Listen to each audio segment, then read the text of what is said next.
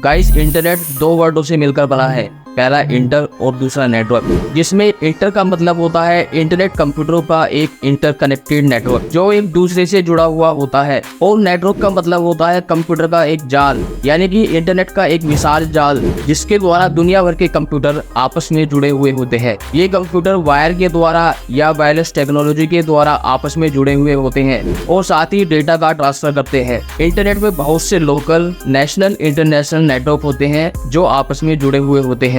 ये सभी नेटवर्क आपस में जुड़े हुए होते हैं। इंटरनेट दुनिया भर से इंफॉर्मेशन और डेटा आप तक पहुंचाता है। आप दुनिया में चाहे कहीं भी हो, आप इंटरनेट पर अवेलेबल कोई भी इंफॉर्मेशन को रिसीव कर सकते हैं। अगर आप इंटरनेट के बारे में जानना चाहते हैं तो वीडियो को स्किप किए बिना लास्ट तक देखो, क्योंकि ये वीडियो आपको बहुत हेल्पफुल हो सकती है। तो चलिए ज्यादा टाइम वेस्ट न करते हुए जानते हैं कि इंटरनेट क्या होता है। इंटरनेट में प्रोटोकॉल यानी कि TCP IP का यूज होता है। इंटरनेट सन 97 से है, जिसको DRPA यानी कि defence advance research project agency द्वारा बनाया गया था, जिसे कैलिफोर्निया की 4 यूनिवर्सिटी को जोड़कर बनाया गया था।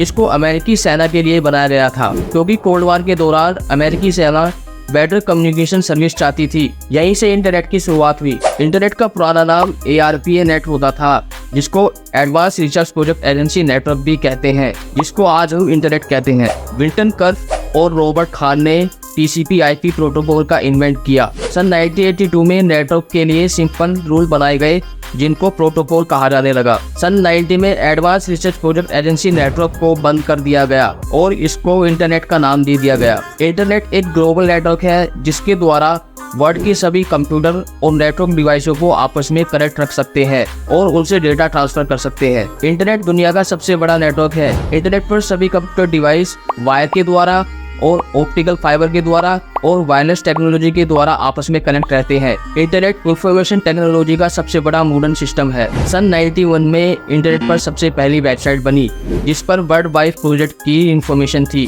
इस वेबसाइट को टिम बर्नर्स-ली ने बनाया था। यह वेबसाइट आज भी इंटरनेट पर मौजूद है। तो इस वेबसाइट का लिंक मैं आपको अपने डिस्क्रिप्शन में दे रहा हूँ, आप वहाँ भी जाकर इस वेबसाइट का सर्च कर सकते हैं। बस यहीं से इंटरनेट की शुरुआत हुई और ये धीरे धीरे पूरी दुनिया में फैल गया। आज इंटरनेट लोगों की एक आम जरूरत बन चुका है। इंडिया में इंटरनेट का यूज सबसे पहले सन 1995 में किया गया था। उस टाइम की सबसे बड़ी टेलीकॉम कंपनी VSNL यानी कि विदेश संचार निगम लिमिटेड, तो VSNL ने इंडिया में इंटरनेट की फैसिलिटी प्रोवाइड की। बस यहीं से भारत में इंटरनेट की शुरुआत हुई। इंडिया में सन 96 में रेडिट मेल की एक ईमेल वेबसाइट की शुरुआत हुई। सन 2000 में इंडिया में टेक्नोलॉजी एक्ट लागू हुआ और इसी दौरान याहू इंडिया और MSN इंडिया की भी शुरुआत हुई। आज भारत इंटरनेट का यूज करने में वर्ल्ड का दूसरा देश बन चुका है। इंटरनेट एक ग्लोबल वाइड एरिया नेटवर्क है जो दुनिया के सभी कंप्यूटर सिस्टम को आपस में कनेक्ट रखता है। इसमें बहुत से हाई बैंडविड्थ डेटा लाइंस होते हैं, जिनको इंटरनेट का बैकबोन भी कहा जाता है। अगर आप इंटरनेट के इन्वेंटर के बारे में जानना चाहते हैं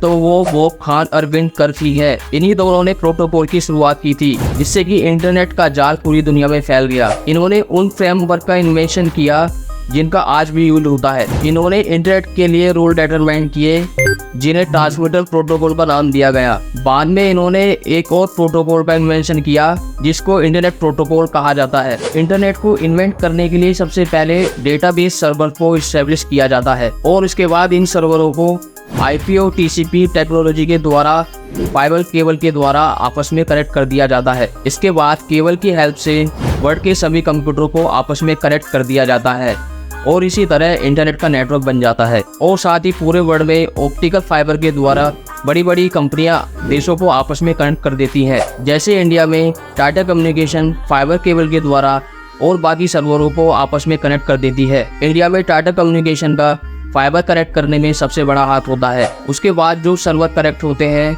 उनका डेटाबेस हमारे घर तक पहुंचता है, जिसके द्वारा आप बड़ी आसानी से इंटरनेट चला सकते हैं। यदि आपको इंटरनेट से कनेक्ट होना है तो आपके पास इंटरनेट सर्विस प्रोवाइडर का एक्सेस होना चाहिए। ये आपके और इंटरनेट के बीच में एक मिडिल मैन की तरह रिएक्ट करता है और आपको इंटरनेट के द्वारा उन सर्वरों की इंफॉर्मेशन घर बैठे मिल जाती है।